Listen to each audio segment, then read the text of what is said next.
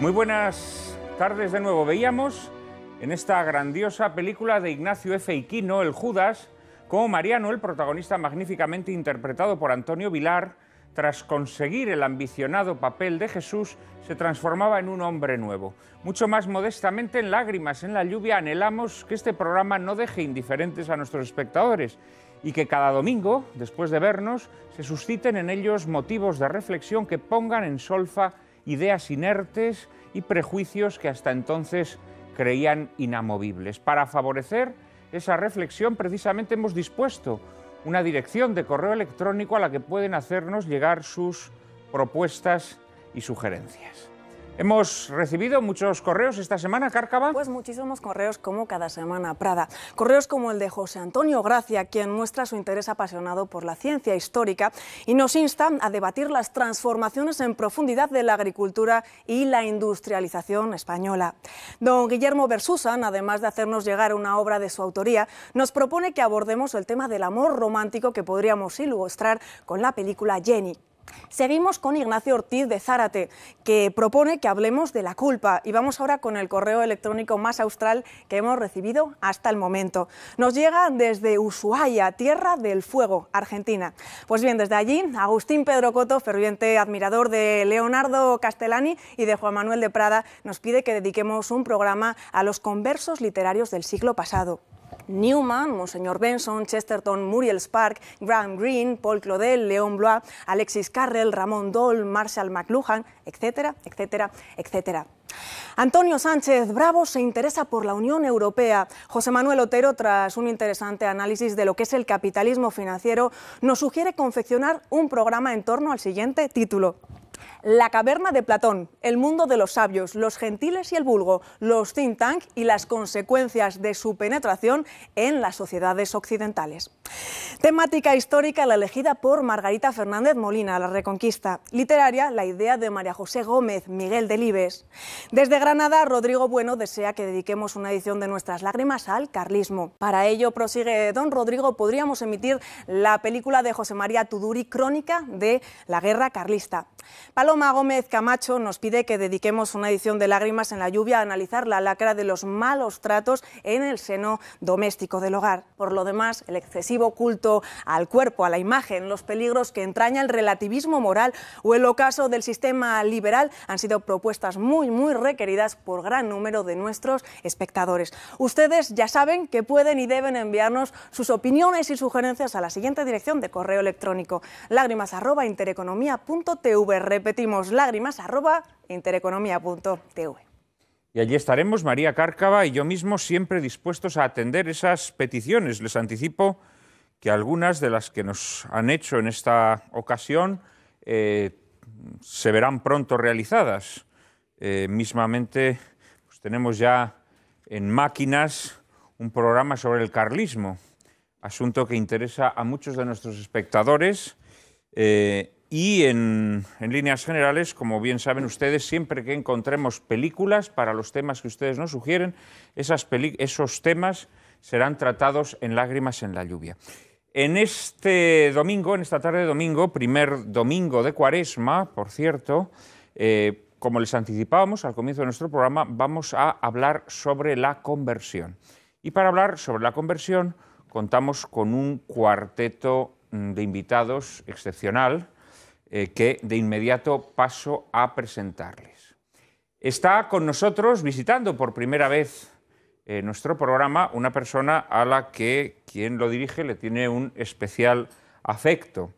Se trata de María Vallejo Nájera. Es licenciada en Pedagogía por la Universidad Complutense de Madrid y escritora. Traducida al inglés, portugués y francés, entre sus novelas merecen destacarse Un mensajero en la noche, de la cual lleva vendidas más de 25 ediciones, Luna Negra, El castigo de los ángeles o Mala tierra. También ha triunfado en la literatura infantil con la colección Lola Torbellino. Investigadora incansable de los misterios espirituales católicos, ha dado a la prensa 2 ensayos de enorme éxito, Entre el cielo y la tierra, y más recientemente este que tengo entre mis manos, Cielo e infierno, verdades de Dios.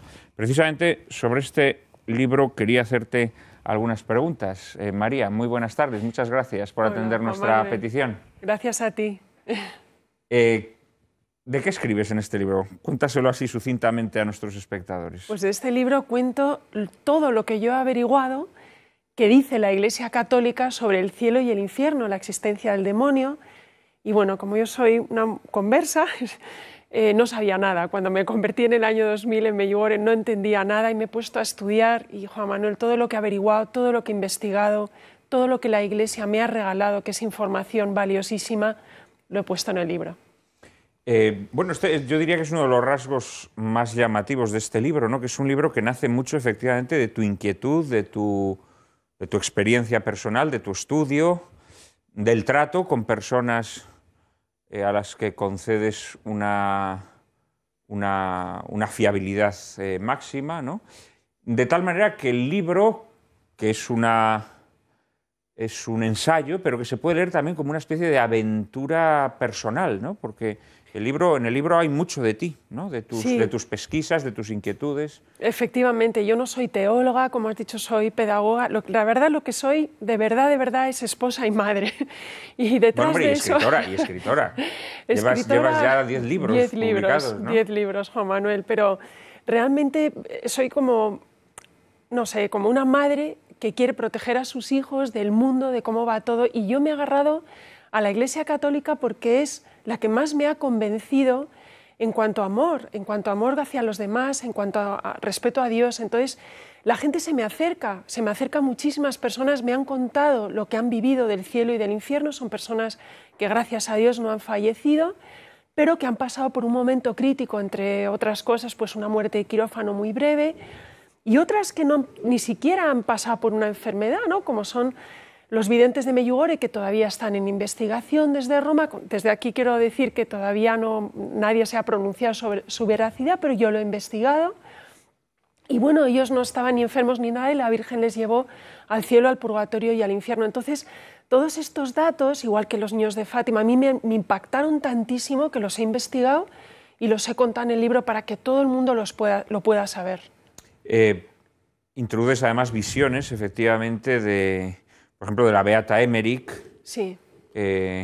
Ana Catalina de Emmerich, Sor Faustina Kowalska. Sor Faustina Kowalska. Sí. Dedicas un capítulo extraordinario también a Sor Patrocinio. A Sor Patrocinio, tan desconocida en España y tan importante, ¿no?, en la Iglesia Católica. Sor Patrocinio, que un buen amigo de este programa, Javier Paredes, le tiene dedicadas muchas páginas, ¿no? Y sigue estudiando, además, su figura inagotable.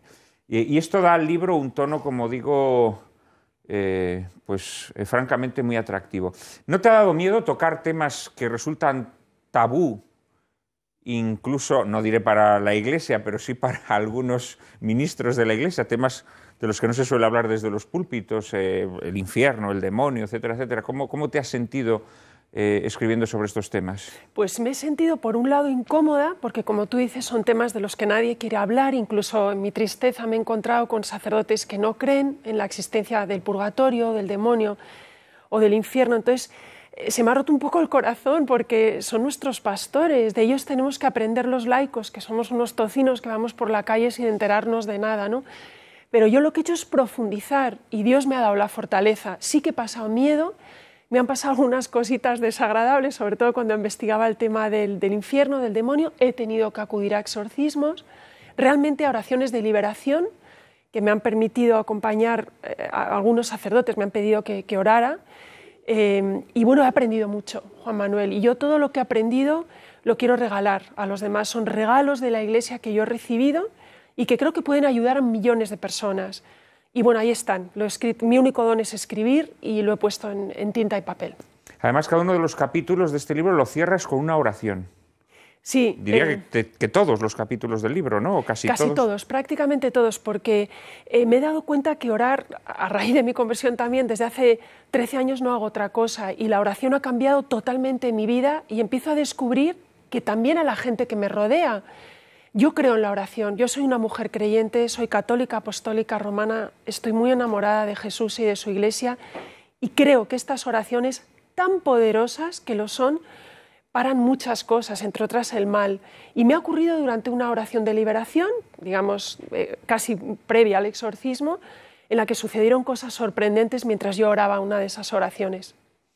Pues, queridos espectadores de Lágrimas en la lluvia, les recomendamos muy fervorosamente el último libro de María Vallejo Nájera, Cielo e Infierno, Verdades de Dios. Está publicado por la editorial Libros Libres y a estas alturas y con apenas 2 meses en el mercado es un libro que ya lleva vendidos más de 10.000 ejemplares. Estoy seguro que si se acercan a él no les defraudará. Querida María, muchas gracias por acompañarnos en esta tarde. A ti, Juan Manuel. Está también con nosotros alguien a quien todos ustedes conocen bien. Es don Tomás de la Torre, sacerdote de la Diócesis de Jaén, licenciado en Teología por la Facultad de la Cartuja en Granada, ha desempeñado diversos cargos pastorales y docentes y colaborado en diversos medios de comunicación locales y nacionales. Actualmente acaba de jubilarse como profesor de religión y moral católica en un instituto de la provincia de Jaén. Mantiene sendos blogs en Infocatólica, El Olivo, y en Intereconomía, La Semilla. Como sacerdote está adscrito a la parroquia San Pedro Poveda de Jaén. Querido don Tomás, muchísimas gracias por acompañarnos una vez más. Gracias a ti y a todos los de esta casa, a los cuales os debo mucho. Pues esperamos que se siga sintiendo a gusto en nuestro programa. Como esperamos que se sienta a gusto también nuestro siguiente invitado. Hacía ya bastante que no nos visitaba, aunque son muchos los espectadores que constantemente nos reclaman su presencia. Me refiero al padre Alfredo Verdoy, de la Compañía de Jesús. Es doctor en Historia Moderna y Contemporánea por la Universidad Autónoma de Madrid. En la actualidad es profesor de Historia de la Iglesia Contemporánea y de Doctrina Social de la Iglesia en la Universidad Pontificia Comillas. Es autor, entre otras obras, de Los bienes de los jesuitas, disolución e incautación de la Compañía de Jesús durante la Segunda República, o El molinero de Dios, vida de San Francisco Javier. En la actualidad prepara un manual de historia de la Iglesia contemporánea y dirige esta revista que tengo entre mis manos, la revista Razón y Fe. Me atrevería a decir que quizás sea la revista cultural que lleve más números.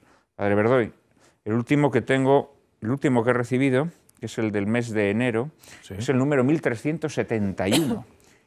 Probablemente cuando este programa se emita haya salido ya el del mes de febrero, pero desde luego el del mes de enero es muy altamente recomendable, con artículos dedicados a asuntos tan diversos como el desahucio y el proceso hipotecario, un artículo también suculento sobre el último sínodo de obispos, o otro dedicado a William Faulkner, el gran escritor americano. Padre Verdoy, muchas gracias por esta revista Razón y Fe y muchas gracias por su presencia hoy aquí con nosotros. Muchas gracias también a ti, Juan Manuel, por haberme invitado una vez más a este programa. Gracias por difundir nuestra revista y por hacer posible que sea conocida en otros sitios y que esta iniciativa, que nacía el año 1901, en septiembre del año 1901, continúe 112 años después. 112 años después. Mes a mes, menos un pequeño paréntesis en el año 36-37, pero mes a mes estamos ahí. Y bueno, nuestros editoriales tienen cierto predicamento y los artículos que escribimos pues tratan de analizar lo que nos está pasando. Estamos preparando este número de febrero con 3 artículos nada menos en nuestra pobreza sobre estas cuestiones médicas y reformas sanitarias que nos acucian, y con otros temas de cultura, un gran artículo sobre Bingote y también un artículo editorial sobre la corrupción y la educación de las niñas y, bueno, muchas cosas. Bueno, pues como ven, la revista Razón y Fe puede satisfacer las curiosidades más diversas. Los espectadores que estén interesados en suscribirse a la revista encontrarán información en la dirección de internet razonyfe.es, ¿no es así? Así es, se pueden suscribir también directamente por nuestra página web o por vía de correo. Muy bien, pues ya lo saben todos los espectadores de Lágrimas en la Lluvia. Muchas gracias, Padre Verdoy, por acompañarnos esta tarde. Y muchas gracias muy especialmente damos a nuestro cuarto invitado. Ya estuvo con nosotros en un programa que dedicamos a la doble naturaleza de Jesucristo, la naturaleza humana y divina de Jesucristo. Se trata de Pablo Cervera. Es doctor en Teología Dogmática por la Universidad Gregoriana de Roma, licenciado en Filosofía por la Universidad Santo Tomás Angelicum de Roma y diplomado en Teología de la Vida Religiosa por la Universidad Lateranense. Ha sido capellán en la Universidad Complutense y director de pastoral de la Fundación San Pablo CEU. También ha sido profesor de Teología en Roma y Toledo. Ha dirigido la benemérita Biblioteca de Autores Cristianos y en la actualidad la revista Magnificat, que tengo entre mis manos. En esta revista, Pablo Cervera, mes a mes, publica la liturgia propia de cada día en ediciones muy esmeradas. También los espectadores que deseen suscribirse a Magnificat pueden hacerlo a través de la página magnificat.net. Magnificat.net. Allí podrán, como les digo, suscribirse a esta magnífica revista. Pablo Cervera, además, también nos trae un libro recién salido de las imprentas, Via Crucis con los Santos. Libro que me acaba de entregar y que, por lo tanto, a diferencia de lo que he podido hacer con el de María Vallejo Nájera, no he podido leer, querido Pablo. ¿Qué nos propones en este libro? Bueno, no pasa nada porque todavía no la hayas podido leer. No, lo leeré de inmediato. Como te puedes no, lo he imaginar. traído porque me parecía adecuado por aquello del comienzo de la Cuaresma y por eso ha salido el libro. Un libro en que he recogido Via Crucis de varios santos, no todos los que yo quería porque era imposible, salía un tomazo, pero bueno, por lo menos algunos muy destacados: San Agustín, San Juan de Ávila, Santa Teresa de Jesús, Santa Teresita del Niño Jesús, el beato Juan Pablo II, la beata Teresa de Calcuta, y no sé si me dejo alguno, pero en cualquier caso es recorrer de la mano de sus textos, y con textos también bíblicos, evidentemente, y algunas oraciones con las que se clausura cada estación, recorrer de su mano el itinerario de la cruz, y además adornado, entre comillas, no es un adorno, sino es acompañado mejor con la belleza de la imagen y de los mosaicos de un gran amigo mío, que es el padre Marco Iván Rubnik, que hizo la Capilla Redentoris Mater en el Vaticano, y que aquí, por ejemplo, en Madrid, tiene en la catedral, en el CEU, en el Hospital de la Beata Ana de Jesús, obras que no son, el mosaico no es como adorno, sino es expresión de la belleza y de la liturgia que lleva a Dios. Ese es el objetivo. Bueno, pues queridos espectadores de Lágrimas en la Lluvia, creo que es una buena ocasión la que nos brinda Pablo Cervera para acompañar ese camino doloroso, el Via Crucis, con la oración de algunos de los grandes santos de la Iglesia. Además está muy bien que incorpores a San Juan de Ávila, el reciente doctor de la Iglesia. El reciente doctor, todavía no suficientemente conocido por los propios españoles, ¿no? Ciertamente. Y que además lo acompañes pues de... Intentaremos que sea más conocido. Estoy preparando una traducción al castellano del siglo XX de una gran selección de sus obras, de 1000 páginas, de modo que pueda... Una adaptación, digámoslo así, ¿no? Yo prefiero llamarlo traducción porque yo no adapto nada. Lo único que voy haciendo es que sea legible de un modo en que en una gran el prosa, castellano del siglo... Ávila, ya lo sé. También la tiene San Juan de la Cruz y también la tiene San Ignacio de Loyola, y muchas veces es un obstáculo para el hombre de hoy leer en directo sus obras, y por eso yo descubrí pues el padre La Palma, una traducción al lenguaje al castellano de hoy, por eso traduje la autobiografía de San Ignacio al castellano de hoy, y ahora estoy con un proyecto que me está llevando mucho tiempo, pero que saldrá en su momento, que son 1000 páginas, una selección de las mejores obras de San Juan de Ávila al castellano de hoy. Pues daremos cumplida noticia de esa obra en la que está embarcado nuestro amigo Pablo Cervera. A quien, ya que estoy hablando con él, aprovecho para preguntarle qué le ha parecido la película que acabamos de ver, El Judas, este también personal vía crucis del protagonista? Yo no conocía la película y he disfrutado mucho. Al principio, las películas en blanco y negro pueden suscitar una especie de paso atrás. No así a los espectadores de Lágrimas en la lluvia. No, ciertamente. No así a los espectadores no, pero bueno, de Lágrimas en la estamos lluvia. casi acostumbrados y en cambio, poco a poco uno va descubriendo el eje de la película. Y si debo decir algo, lo que más me ha llamado la atención es que el guionista consigue un trazado de la conversión tal como al menos yo creo que se debe hacer. Resulta curioso que en unos años, en unas décadas, los años 50, estamos hablando en la que nosotros, por lo menos yo no había nacido, y se nos dice que cuando se llamaba la conversión siempre se hacía o solo con las verdades eternas o solo con los mandamientos de la ley de Dios.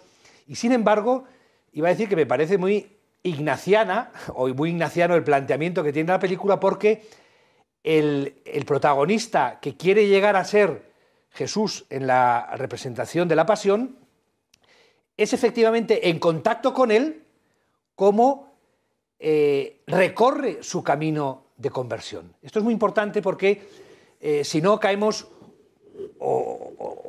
si es que se cayó en su momento, en un legalismo, en un moralismo, y sin embargo la clave es el cristocentrismo de esta película. A mí me parece que la clave sigue siendo el Jesús, que es el que está moviendo permanentemente hasta el final al autor, hasta un grado de identificación, incluso en el dolor y en la muerte, que sería pues lo que en San Ignacio es la tercera semana de ejercicios, en la medida en que Dios así lo puede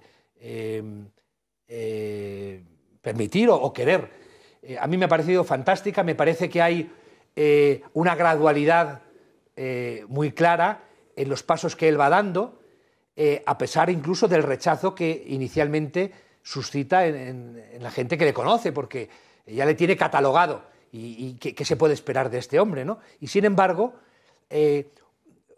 una cierta vanidad que él tenía, que es la de hacer de Jesús en la pasión, provoca una conversión. Por eso digo que el guión me parece acertadísimo, ya para la época me parece, no diré adelantado, ¿no? Porque ojalá siempre se hubiera hablado en estos términos, ¿no? Pero a mí me ha suscitado, además de un cariño entrañable al personaje progresivamente. Yo me permitiré sentir en algo contigo, ¿no? Y es en la imagen que tenemos o que hemos aceptado del pasado como un reducto de oscurantismo. Claro, no, pero es que se nos han transmitido mentiras. Sí, claro. Se nos han transmitido mentiras. Es que este es un tema que habría que hablar muy en serio, ¿no? Y cuando uno ve las películas españolas de esta época, que hay grandiosas películas religiosas de esta época, aquí hemos puesto, por ejemplo, La Guerra de Dios, una de las obras maestras del cine español de todos los tiempos, al igual que esta, El Judas, alguna más pondremos. Pues uno descubre que circulan muchas mentiras sobre la época, ¿no? Y que esa visión legalista de la fe que aceptamos que nuestros mayores tenían, muchas veces no era tal. Probablemente era mucho más verdadera y entrañada e identificada con Cristo que la nuestra, que a lo mejor la nuestra es mucho más legalista, ¿no?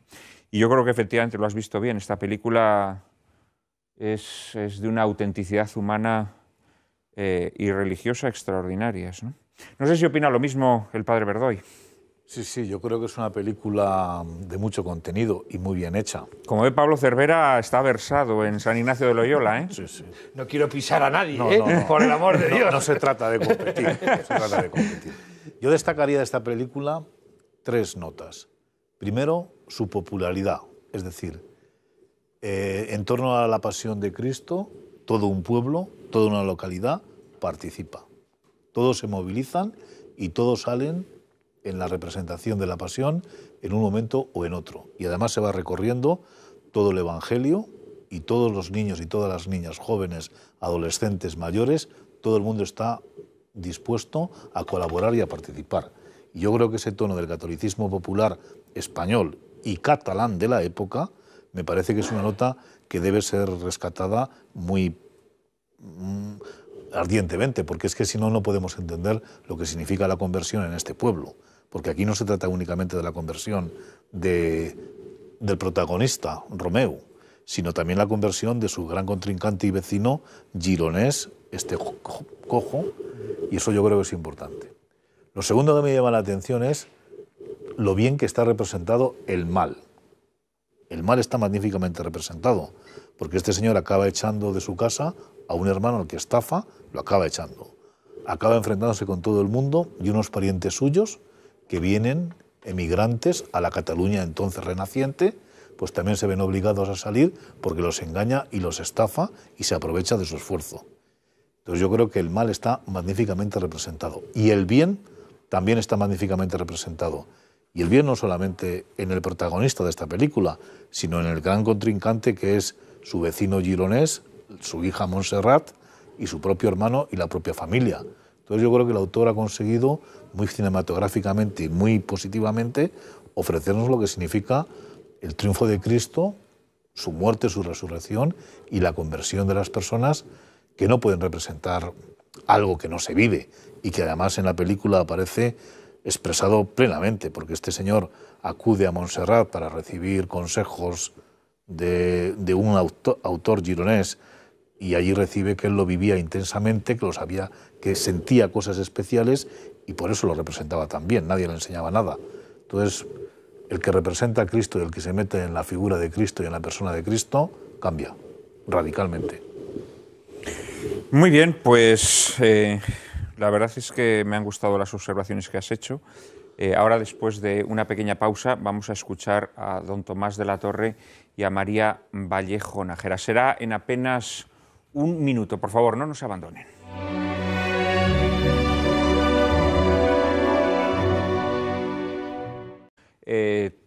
Se verán pronto realizadas. Mismamente, pues tenemos ya en máquinas un programa sobre el carlismo, asunto que interesa a muchos de nuestros espectadores y en líneas generales, como bien saben ustedes, siempre que encontremos películas para los temas que ustedes nos sugieren, esos temas serán tratados en Lágrimas en la lluvia. En este domingo, en esta tarde de domingo, primer domingo de Cuaresma, por cierto, como les anticipábamos al comienzo de nuestro programa, vamos a hablar sobre la conversión. Y para hablar sobre la conversión contamos con un cuarteto de invitados excepcional que de inmediato paso a presentarles. Está con nosotros, visitando por primera vez nuestro programa, una persona a la que quien lo dirige le tiene un especial afecto. Se trata de María Vallejo Nájera. Es licenciada en Pedagogía por la Universidad Complutense. Muy buenas tardes de nuevo. Veíamos en esta grandiosa película de Ignacio F. Iquino, El Judas, como Mariano, el protagonista magníficamente interpretado por Antonio Vilar, tras conseguir el ambicionado papel de Jesús, se transformaba en un hombre nuevo. Mucho más modestamente, en Lágrimas en la lluvia, anhelamos que este programa no deje indiferentes a nuestros espectadores y que cada domingo, después de vernos, se susciten en ellos motivos de reflexión que pongan en solfa ideas inertes y prejuicios que hasta entonces creían inamovibles. Para favorecer esa reflexión, precisamente hemos dispuesto una dirección de correo electrónico a la que pueden hacernos llegar sus propuestas y sugerencias. Hemos recibido muchos correos esta semana, Cárcava. Pues muchísimos correos como cada semana, Prada. Correos como el de José Antonio Gracia, quien muestra su interés apasionado por la ciencia histórica y nos insta a debatir las transformaciones en profundidad de la agricultura y la industrialización. Complutense de Madrid y escritora. Traducida al inglés, portugués y francés, entre sus novelas merecen destacarse Un mensajero en la noche, de la cual lleva vendidas más de 25 ediciones, Luna Negra, El castigo de los ángeles o Mala tierra. También ha triunfado en la literatura infantil con la colección Lola Torbellino. Investigadora incansable de los misterios espirituales católicos, ha dado a la prensa 2 ensayos de enorme éxito, Entre el cielo y la tierra y más recientemente este que tengo entre mis manos, Cielo e infierno, verdades de Dios. Precisamente sobre este libro quería hacerte algunas preguntas. María, muy buenas tardes, muchas gracias por atender nuestra petición. Gracias a ti. ¿De qué escribes en este libro? Cuéntaselo así sucintamente a nuestros espectadores. Pues de este libro cuento todo lo que yo he averiguado que dice la Iglesia Católica sobre el cielo y el infierno, la existencia del demonio. Española.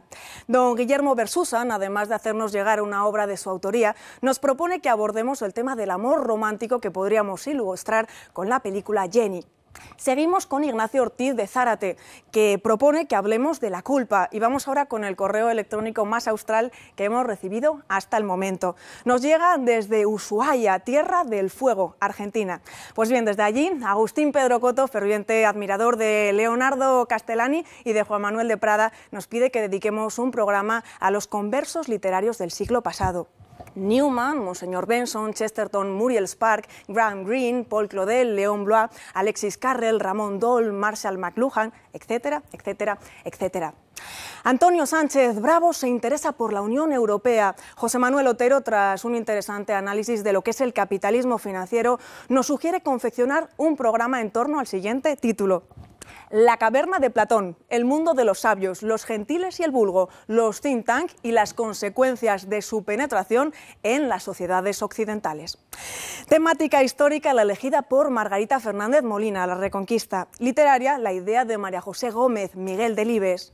Desde Granada, Rodrigo Bueno desea que dediquemos una edición de Nuestras lágrimas al carlismo. Para ello, prosigue don Rodrigo, podríamos emitir la película de José María Tuduri, Crónica de la Guerra Carlista.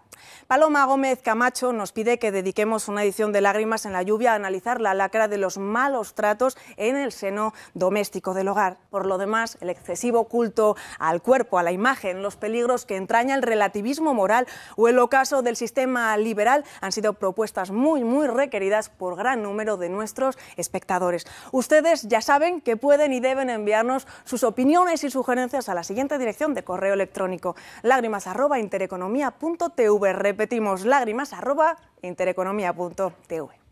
Y allí estaremos María Cárcava y yo mismo, siempre dispuestos a atender esas peticiones. Les anticipo que algunas de las que nos han hecho en esta ocasión